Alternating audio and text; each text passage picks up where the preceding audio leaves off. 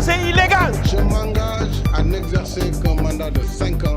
De Senghor à Abdou Diouf, Abdoulaye Wade en passant à Macky Sall, tous les leaders ont fait du wax. mbokk yi Leral TV leral.net jërë ngeen jëf ñu ngi amati mbégte bu baax di leen dalal seen émission bii di Jokko comme ni ngeen ko xamee saa su ne ñuy dalal boroomi xam-xam di waxtaan ak ñoom lépp lu soxal askanu Sénégal doxalinu biir réew mi tey ñu am gan gu màgg Abdoulaye Makhtar Diop Alhaji Abdoulaye Makhtar Diop nekk grand serigne bu Dakar nekk itam vice président à l'Assemblée nationale ñu fas yéene waxtaan ak moom si ay pàcc yu yaatu grand serigne ñu ngi lay nuyu di am mbégte di la dalal suñu émission bi Jokko. jërëjëf Fallou maa leen di dalal fii sama kër tam di sant yàlla bu baax a baax bi nga xamee ñëw ngeen seet si ma ci jamono ju ñu toll mu nekk jamono ju xaw a ràññeeku daal ci doxalinu réew mi kon bismillah ci waxtaan bi. alors comme ni ma leen ko waxee rek fas yéene ñu waxtaan ak moom si mbas mi di Covid 19 waaye itam du ñu ñàkk waxtaan si assemblée nationale fas yéene waxtaan ak moom tamit lu jëm si wàllu suuf si coowal suuf waaye pour tëjee incha allah rabbi li ñuy wax wàllu politique. alors grand serigne comme ni nga ko waxee léegi toll nañ si jamono boo xam ne doy na waar alors président de la république nag def na discours bu yàggul wax na jël na yeneen mesures yoo xam ne bu ñu seetloo dafa teggi tànkam yu bëri jàpp ne c'est un risque mois de juin bi ñu génn ñi si dee bëri na. cas communautaire yi est-ce que c'est pas trop risqué président jamono ji ñu toll mu teggi tànkam si yoo xam ne def ne pour sauver économie Sénégal. waaw foog naa ne njàngat bi ci nit ñuy jàngat kenn ku nekk fa sa xel toll ak sa xam-xam ci ngay jàngat ndax président de la république su fekkee ne topp nga ay tànkam ak ay jëfinam bi mbir mi tàmbalee ba léegi ak ni nga xam ne nii moom la sénégalais yi. dékku mbir yi ci ngay mën a nag seet fi ñu toll noo koy natte mbir mi bu mu tàmbalee président def état d'urgence fukki fan ak ñaar woo assemblée nationale ñu yóbbu ko ba mu mat ñetti weer mu def état d'urgence dugal couvre-feu wàññi lu bari ci yëngatu nit ñi ak seeni doxalin ñuy dem mu mel ni nit ñi dañuy yëg loo xam ne ëpp na seen fit ëpp seen kàntan di gàllankoor seen yëngu ci wàllu yu bari moo xam ci wàllu liggéey moo xam ci wàllu féexal seen bopp ñoo xam ci wàllu jokkunte ay mbokk moo xam ci seen digganteeg ay charte l'islam maanaam julli ci jàkk yi seen digganteeg seeni sëriñ ci lu mel ni ay ziyaare ay gàmm ak ay màggal noonu ngay jàngate mbir yi ba ñu demee ba mu tar ñëpp seetaan président de la république ci loo xam ne ñëpp la itteel naka lañ ko seetaanee mooy bi nga xamee nit ñi ñu ngay fippu di bañ dogal yi barewul ñu gis ay kilifa ci réew mi yoo xam ne jàppale nañ ko ci mu dogal. surtout ñi nga xam ne ñoo féete si camp. ak foo mënti féete rek moo xam syndicaliste nga moo xam entrepreneur nga. moo xam sëriñ moo xam prestataire de service nga ba président yi di jël mesures yi bay dogal li muy dogal natt ne ci wàll wi ñii war nañ leen jàppale lii ci alal ñi boobu yooyu am ba xale yi fippu ak mag ñi dégguloo kenn ku yëkkati kàddu wax ne naka jekk nag war nañu ñun ñëpp ànd ndax mbas mi ngeen di xeeb lii Macky Sall président bi tëral bokk na ci lu koy fànq ñu seetaan ñu dem ba mu tar ñu lakk dëkk bi di xeex kenn ku nekk toog di seetaan ba ñu egsee ba ci lii ngay wax lii mu mujjee tëral da nga naan yan nattukaay la président amoon ba ne état d'urgence bi du ma ko yeesal ndax dafa mel ni nit ñi fii nga xam ne moom laa bëgg ñu bokk fa ànd jëm nit ñi jiitaluñu njariñu réew mi kenn ku nekk sa njariñu bopp nga jiital ndax damay yokk couvre-feu bi jël décret defaat 12 jours waat assemblée nationale def 3 mois wala damay bàyyi wante yow xam nga ne laata président de la république di wax ne talaata bi ñuy dëgmal jeexal naa couvre-feu bi jeexal naa état d'urgence nit ñi ñu ngi doon doxal mel ni état d'urgence amatu fi.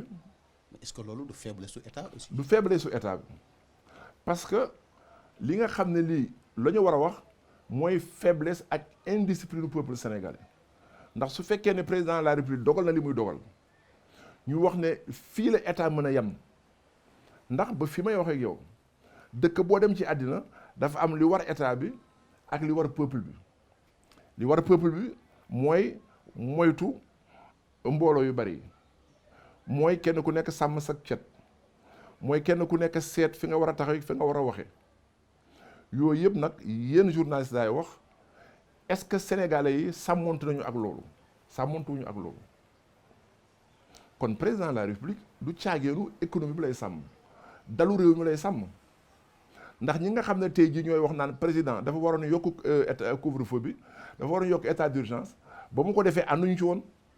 alors foofu li nga wax léegi ne président bi mu jëlee ay dogal wala bi nit ñi di xeex bokk dañu ko seetaan alors est-ce que itam loolu du caagi ne ñi ànd ak moom donc ñoo loyal wala dañoo jàpp ne askan bi ñoo nekk ci dëgg moo tax xëy na génnuñu pour ànd ak moom ci loolu. du caageenu ndax nit ñi ànd nañu président dama wax ne du affaire politique affaire taxawaayu kenn ku nekk ci ñun parce que ñi ànd ak président de la république ak ñi àndul ak moom.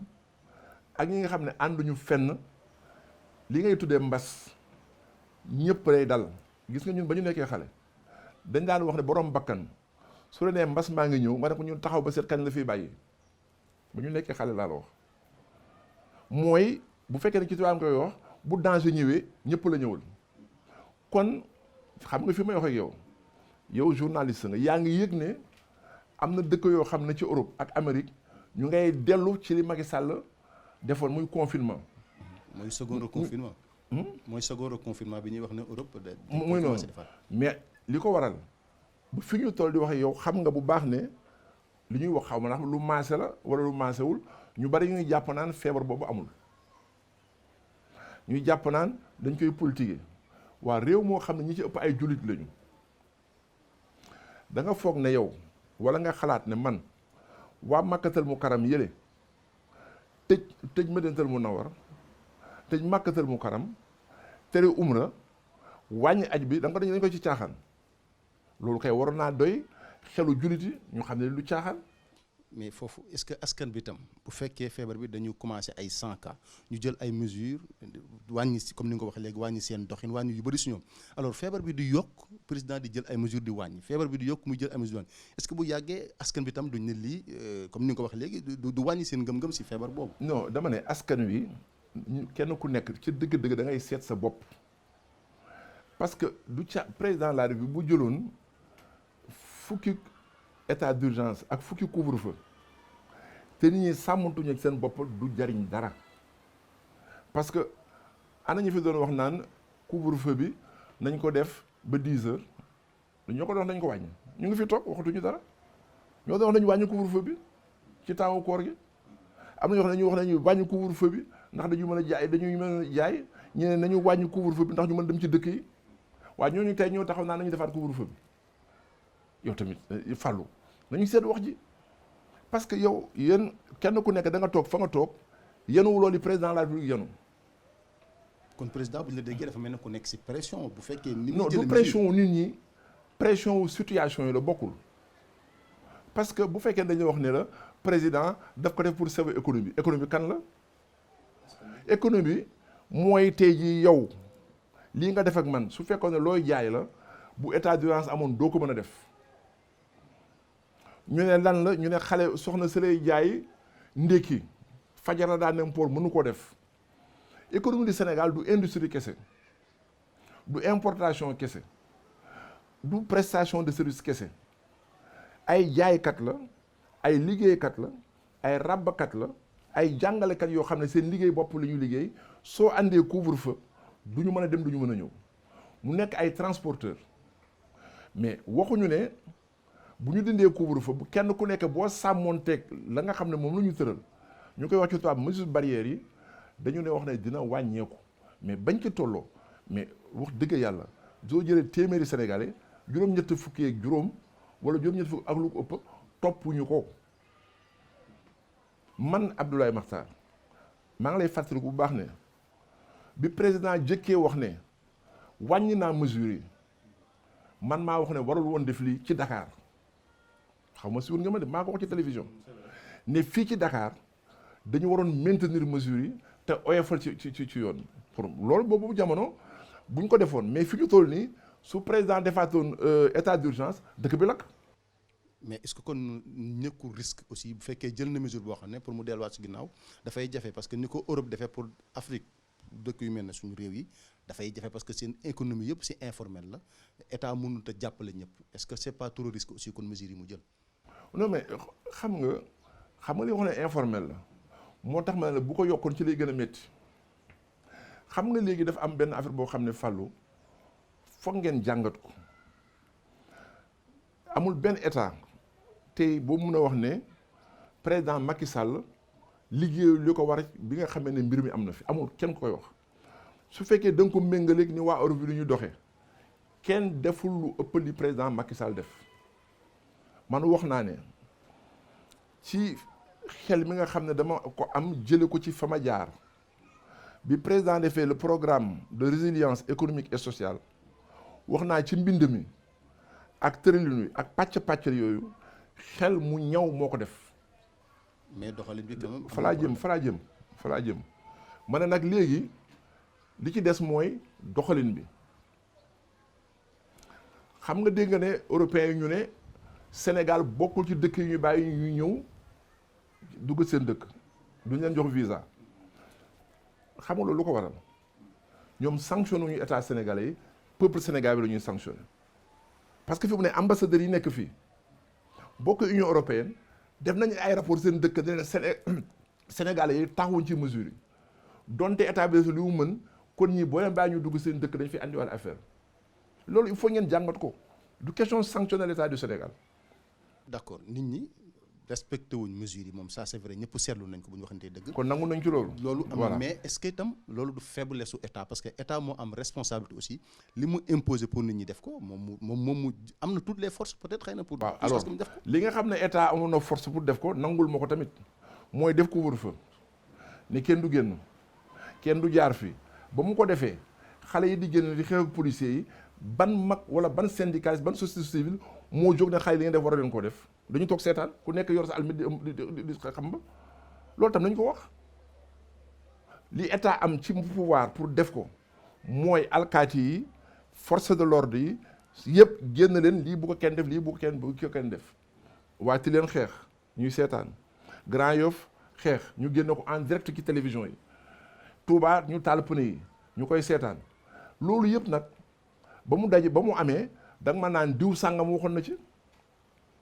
waaw léegi président de la République du Sénégal li nga xam ne bu fekkoon ne dañu naan tableau la yor ak ay case da nga naan case bi ñii fi nekk di ay xale liggéeyuñu gontuñu seen yoon nekkul ci mesure yi nga ne ñi nekk ci informel bi def naa li tant de mois demul entreprise seen bopp demuñu mais li leen kale du couvre-feu bi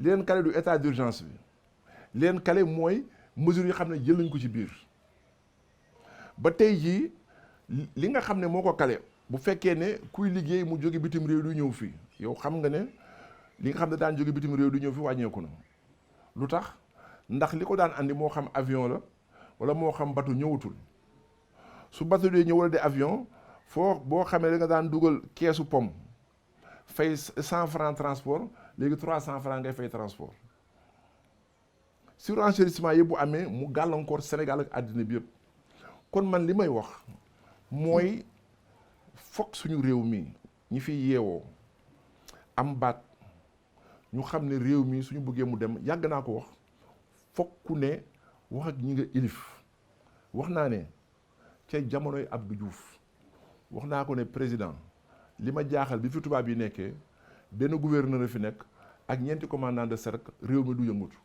mais est-ce que tam foofu nga baal ma toroxal benn question bu ndaw rek. mooy kilifa yooyu est-ce que du seen jege giñ jege état moo tax askan bi dañuy dem ba dañuy jàpp ne ñii bu ñuy wax état rek la ñuy waxal mais waxaluñ ki askan wi nag. xam nga sénégalais yi ñi ci ëpp mun nañoo ràññee man Ablaye Makhtar lu ñu ne dama faral président de la république am na gor yoo xam ne xam nañu su may wax daf sama digganteeg sama borom ak réew mi laay wax parce que man formé wu ma pour nekk avocat man formé wu ma pour ñu nekk banquier man administrateur civil lañ ma formé mooy booy nelaw booy yandoor booy dox booy woor fexeel ba réewum Sénégal jëm kanam. mais nit ñi daanaka Abdoulaye Makhtar Diop politique lañuy gën a gis. loolu ku ko gis ku ne da nga ma dul déglu ku ko gis ku nekk da nga dul bàyyi sa xel sama taxawaay ci réew mi su fekkoon ne affaire politique la yu ci baree bari su ko président waxoon ko du ci dugal sama làmmiñ dama la jox benn exemple xam nga barke Dembo Ndiaye yéen journalistes yi bi ñu fi waxee affaire autorisation de construire te président jël décret ne léegi bu fekkee ne maire yi signé wuñu autorisation bu mu am juróomi fan na préfet yi signé du loolu la wax ñëpp di attaqué président mais ñi koy attaqué xamuñu ne maire bu nekk 550 maires yi nekk ci Sénégal kenn ku nekk bala ngay nekk maire tu es un agent de l'État du Sénégal te jànguñu ko xamuñu ko maire boo xam ne yaa ngi appliquer loi agent de l'État nga maire buy jox autorisation de construire agent de l'État nga maire buy signer bulletin de naissance tu le fais en qualité d'agent de l'État maire buy célébrer mariage tu le fais en qualité d'agent de l'État nit ñi xamuñu loolu. d'accord agent de l'État mais yoo xam ne nit ñi nag ñoo leen tànn na leen toogal leen ñu fi. foofu laa jëm ak yow moo tax ma ne la maire bu nekk ñaari tànk ngay doxe loolu la ma lay wax ci ay livre droit administratif nekk ba droit social ba léegi buy Sénégal ak France ak ñi am ci inspiration droit boobu yëpp le maire ci tubaab dédoublement fonctionnel la il est agent de l'État et agent de la commune kañ lay nekk agent de la commune buy exécuter les délibérations du conseil municipal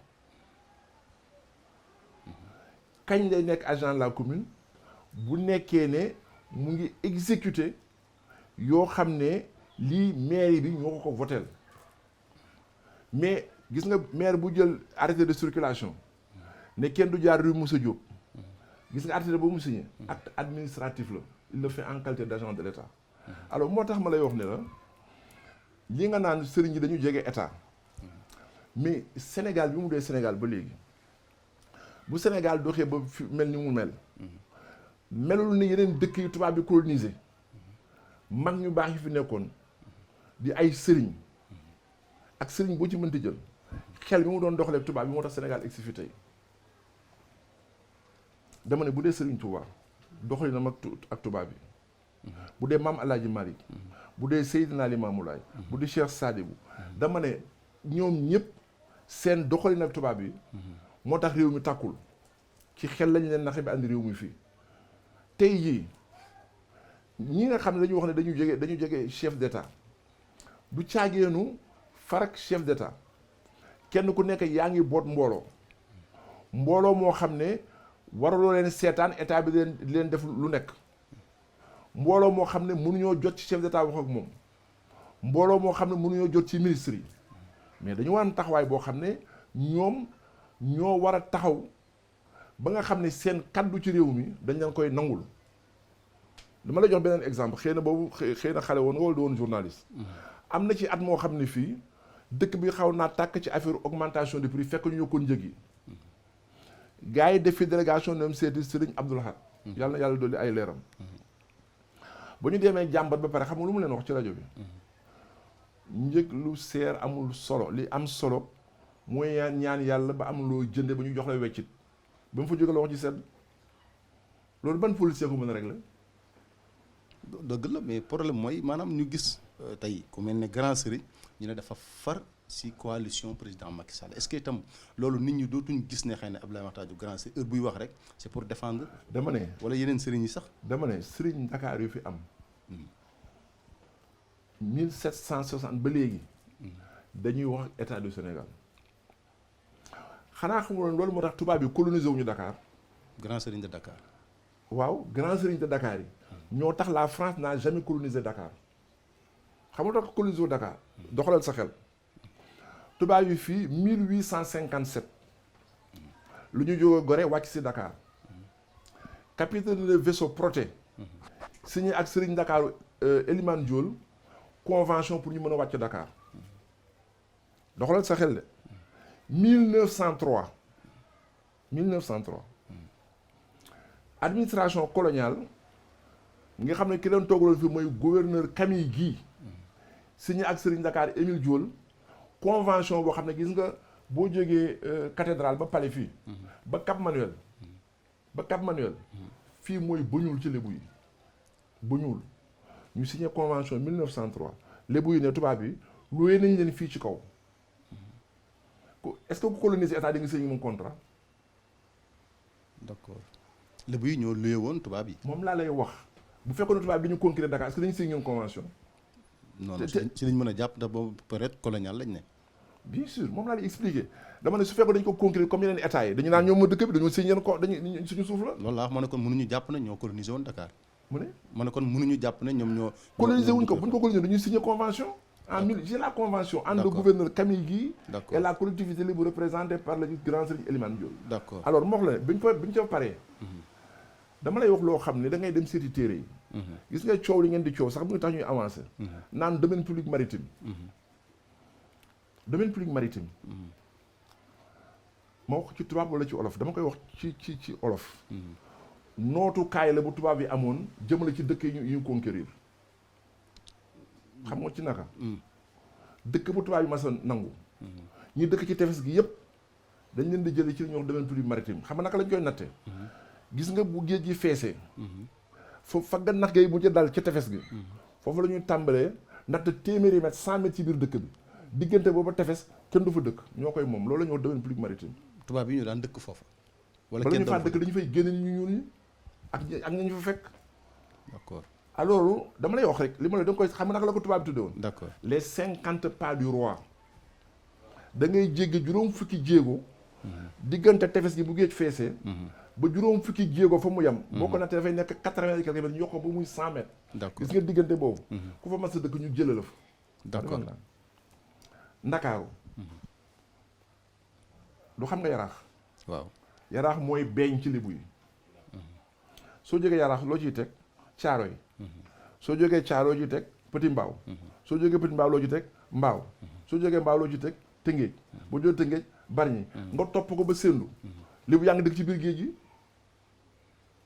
d'accord Lebu yi ñoo moomoon foofu yëpp ñoo fa nekkoon. ñoo ko moomoon pare tubaab yi bu leen fa jëlee ñu xeex ak ñoom dama lay expliquer. loolu histoire Lebu yi la ak tubaab yi. waaw mais loolu nag moo law moo tax domaine public amu fi.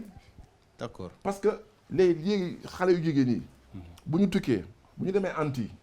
wala ñu dem Jamaïque. dañ lay envoyé ay carte postale. nga gis tefes gi. gis na plage du Brésil li mu toll. ñaan la gis na plage bi c'est la plus belle plage du monde. ña fa nekk dañu leen dàq ñu fa dëkk coso dañu leen dàq. fii tubaab yi ñoo xeex Lebu à Gorée astafurlah à Rufisque ak Bargny ak gouverneur Ducasse.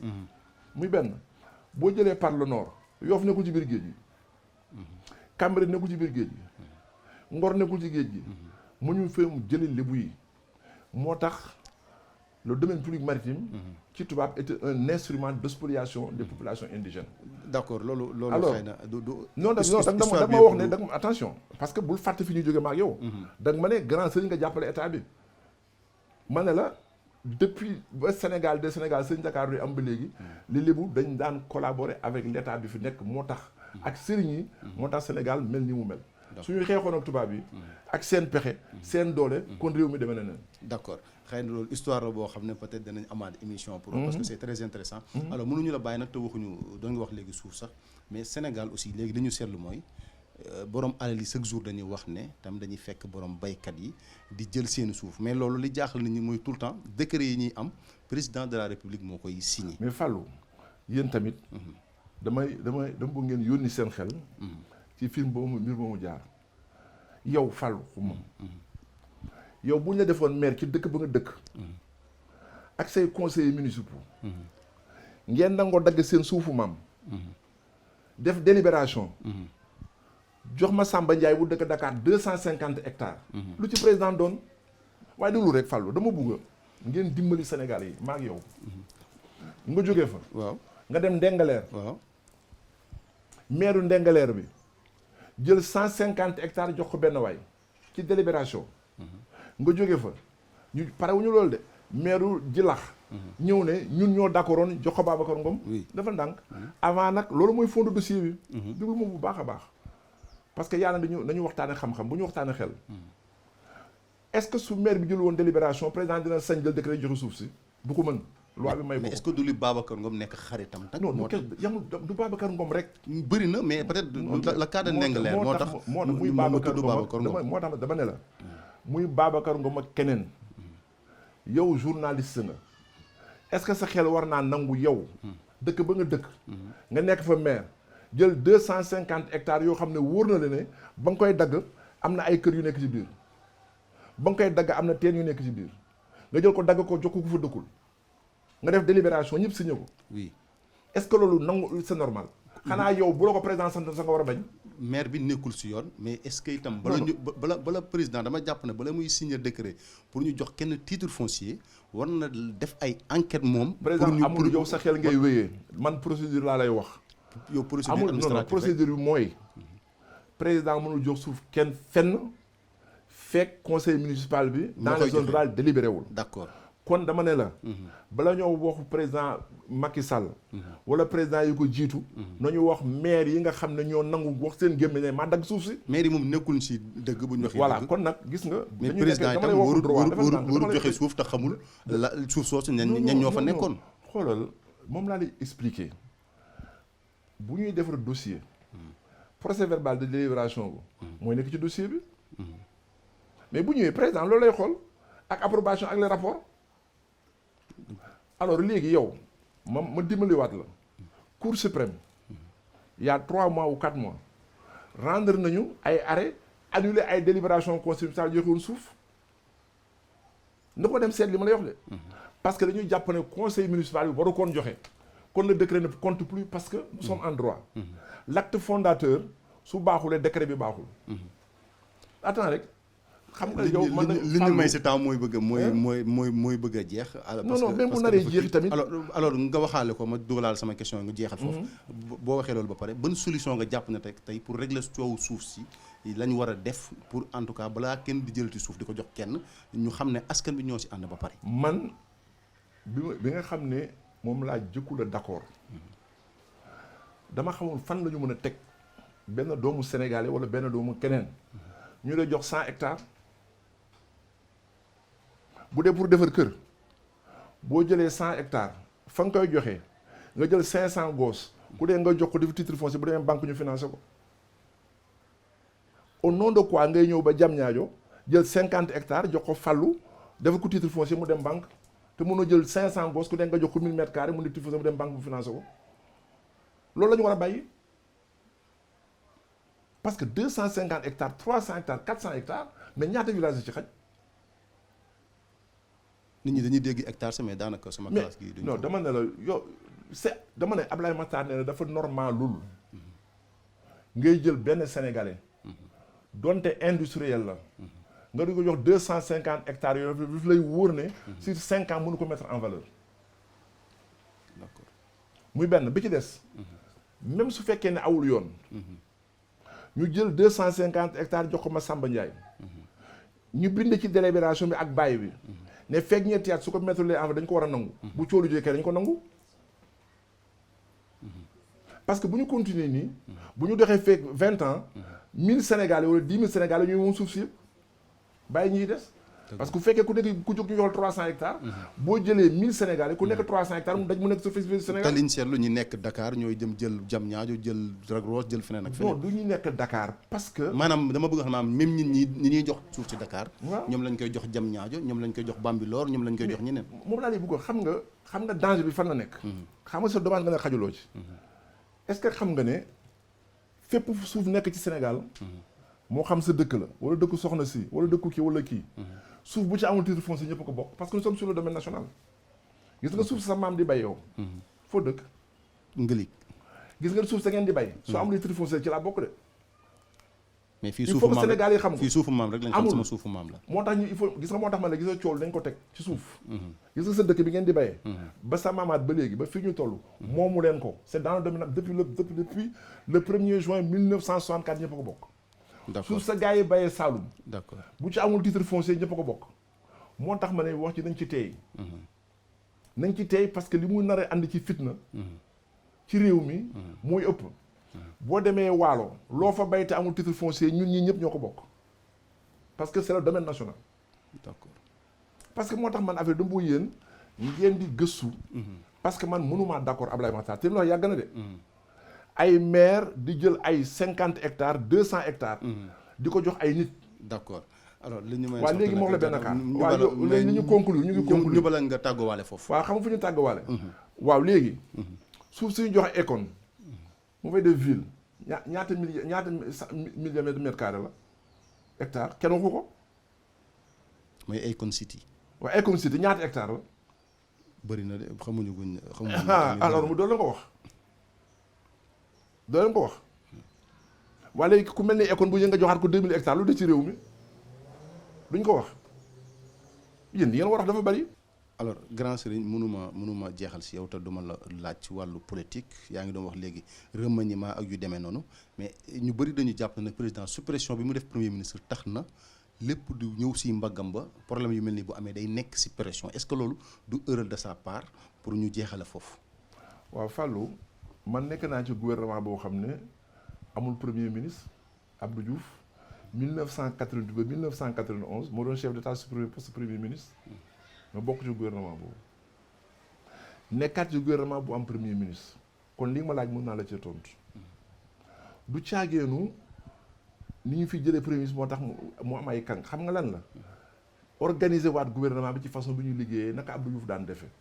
maanaam gis nga Abdou Diouf ba ñu supprimer poste premier weer wu nekk ministre bu nekk dina la recevoir benn waxtu wala ñaari waxtu. muy benn samedi bu nekk secrétaire général du gouvernement.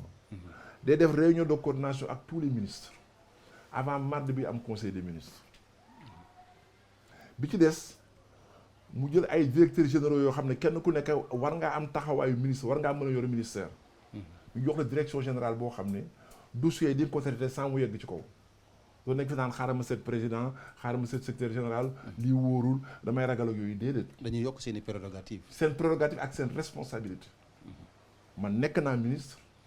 ay dossier jógee ci présence ma ne du ma ko def Abdou Diouf ñu dem mu ne tu as raison ay dossier jóge ci suuf ma leen dem leen seeti président mais li ma def mooy am mu ne d'accord loolu foog nga am ay ministre ak ay directeurs généraux yoo xam ne ñoo lay yebbi kon du caageenu am premier ministre parce que même soo amee premier ministre te am ministre yoo xam ne weguñu premier ministre dañ koy jéggi dem ci président.